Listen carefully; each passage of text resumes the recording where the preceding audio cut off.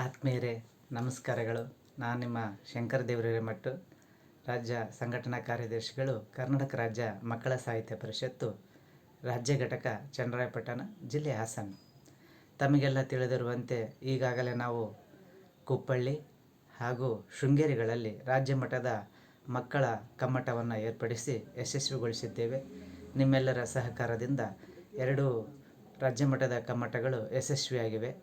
ಈ ಬಾರಿ ನಾವು ಶ್ರೀ ಜಗದ್ಗುರು ತರಳಬಾಳ ಮಠದಲ್ಲಿ ಸಾಣೆಹಳ್ಳಿಯಲ್ಲಿ ನಾವು ರಾಜ್ಯ ಮಟ್ಟದ ಮಕ್ಕಳ ಕಾವ್ಯ ಕಮ್ಮಟವನ್ನು ಏರ್ಪಡಿಸಿದ್ದೇವೆ.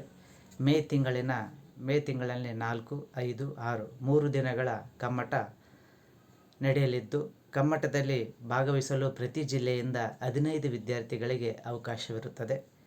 ಪ್ರಾಥಮಿಕ, ಪ್ರೌಢ ಹಾಗೂ ಪದವಿ ಪೂರ್ವ ಅಭ್ಯಾಸ ಮಾಡುತ್ತಿರುವಂತಹ ವಿದ್ಯಾರ್ಥಿಗಳು ಈ ಕಮ್ಮಟದಲ್ಲಿ ಭಾಗವಹಿಸಬಹುದು.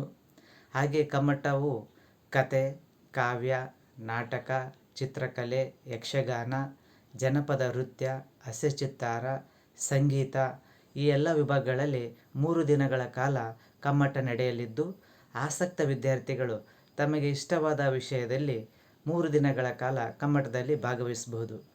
ಕಮ್ಮಟವು ಉಚಿತವಾಗಿರುತ್ತದೆ, ಯಾವುದೇ ನೋಂದಣಿ ಶುಲ್ಕ ಇರುವುದಿಲ್ಲ. ಹಾಗೆ ಹೆಸರನ್ನು ಕಮ್ಮಟದಲ್ಲಿ ಭಾಗವಹಿಸುವಂಥ ಇಷ್ಟ ಇರುವಂಥ ವಿದ್ಯಾರ್ಥಿಗಳು ಇದೇ ತಿಂಗಳು ಏಪ್ರಿಲ್ 25ರ ಒಳಗಾಗಿ ತಮ್ಮ ಹೆಸರನ್ನು ನೋಂದಾಯಿಸಿಕೊಳ್ಬೇಕು.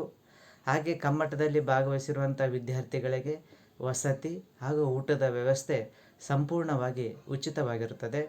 ಕರ್ನಾಟಕ ರಾಜ್ಯ ಮಕ್ಕಳ ಸಾಹಿತ್ಯ ಪರಿಷತ್ತು ಕಮ್ಮಟದಲ್ಲಿ ಭಾಗವಹಿಸುವಂಥ ವಿದ್ಯಾರ್ಥಿಗಳಿಗೆ ಊಟ ಹಾಗೂ ವಸತಿ ವ್ಯವಸ್ಥೆಯನ್ನು ಮಾಡುತ್ತದೆ.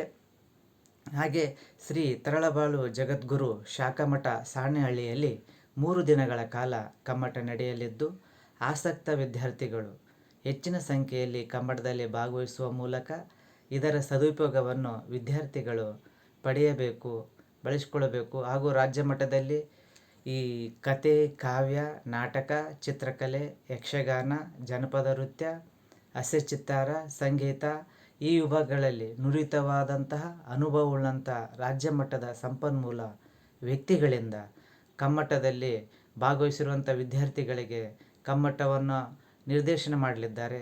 ಹಾಗಾಗಿ ರಾಜ್ಯ ಮಟ್ಟದ ಸಂಪನ್ಮೂಲಗಳ ವ್ಯಕ್ತಿಗಳಿಂದ ನಡೆಯುವಂಥ ಕಮ್ಮಟದಲ್ಲಿ ಭಾಗವಹಿಸುವ ಮೂಲಕ ವಿದ್ಯಾರ್ಥಿಗಳು ಈ ಒಂದು ಕಮ್ಮಟದ ಸದುಪಯೋಗವನ್ನು ತಾವೆಲ್ಲರೂ ಪಡೆಯಬೇಕಂತ ಈ ಮೂಲಕ ತಮ್ಮಲ್ಲಿ ವಿನಂತಿಸ್ತೇನೆ. ಧನ್ಯವಾದಗಳು.